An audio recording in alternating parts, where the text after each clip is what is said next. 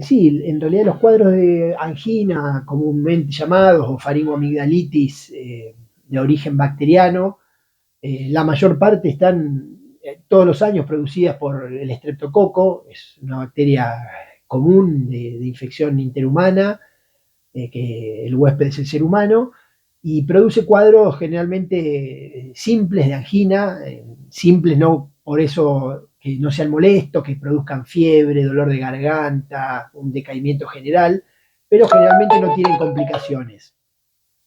Lo que está pasando es que hay algunos casos de faringitis que se complican, ¿no? Que generan la misma bacteria, el streptococo, genera cuadros invasivos, como ser meningoencefalitis, cuadros sépticos, cuadros de necrositis que, digamos, que alteran las partes blandas, los músculos, los tejidos, las partes blandas. Esos son cuadros complicados, que es lo que estamos en alerta desde comienzo de este año. Ya la Organización Mundial de la Salud, con sus países miembros, a fin de año pasado, declararon una alerta que estaban viendo aumento de estos casos a nivel mundial, de cuadros complicados, ¿no? De infecciones invasivas por esta bacteria, y dieron una alerta de empezar a vigilar más de cerca el problema en todo el mundo. Fue así que, bueno, el Ministerio de Salud de la Nación a comienzos de este año emite una alerta ante la aparición de casos, sobre todo en un país limítrofe, en Uruguay, en donde detectaron 20 casos, y a partir de ahí comenzamos a seguir de cerca el problema y se llevan diagnosticados a la fecha de hoy en todo el país 118 casos.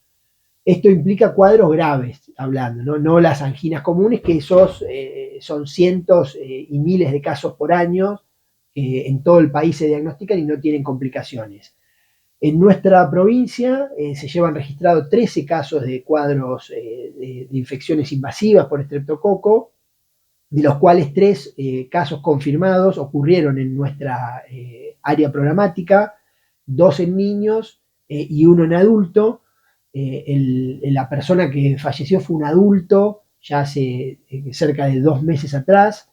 Los niños, bueno, sobrevivieron con cuadros graves, complicados, pero pudieron sobrevivir. Hasta el momento, todos los análisis nos indican que esa bacteria es la misma bacteria que circula todos los años. Eso es lo que se está analizando, que lo sigue de cerca el Instituto Malbrán, en donde se remiten las muestras de estos pacientes. O sea que no es algo nuevo, es algo que No es siempre algo existió. nuevo, sí lo que se está viendo es un post pandemia, es un incremento de los casos, eso es cierto.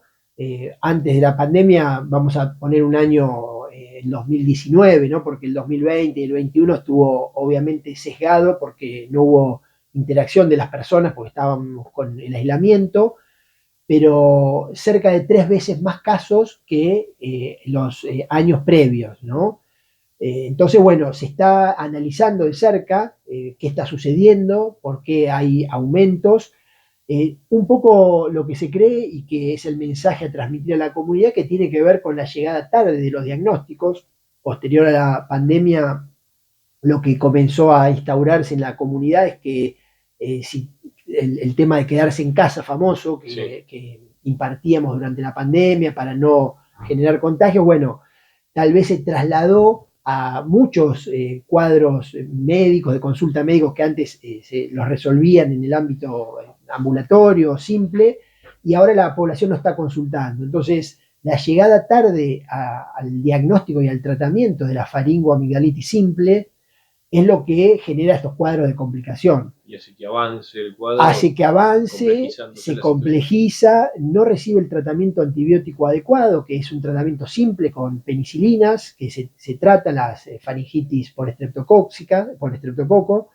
y con eso se resuelve el problema. El tema es que muchas de las personas no consultan o retrasan su consulta y llegamos a este punto. Entonces, un poco tiene que ver con ese tema, no por eso no se descarta que aparezcan cambios en las bacterias, que es lo que se está estudiando, ¿no? Como se hace cuando hay una alerta, se sigue de cerca el problema con estudios microbiológicos en el Instituto Nacional de Referencia, pero por el momento nos informan que, bueno, es la bacteria habitual y recomendar el diagnóstico y el tratamiento precoz, oportuno. ¿Sí? Que una persona que tiene síntomas rápidamente concurra a la consulta, no se automedique, tampoco es necesario hacer grandes bloqueos ni aislamientos en el ámbito familiar, ni tratamientos a todo el grupo familiar, sí la consulta ante los síntomas, la aparición de síntomas, consulta al profesional y ahí se va a decidir la conducta, el tratamiento del paciente y se verá en situaciones particulares si hay algún contacto de riesgo, algún familiar que tiene algún tema, por ahí se lo analiza más de cerca. ¿Cómo hago para discriminar si me tengo que quedar en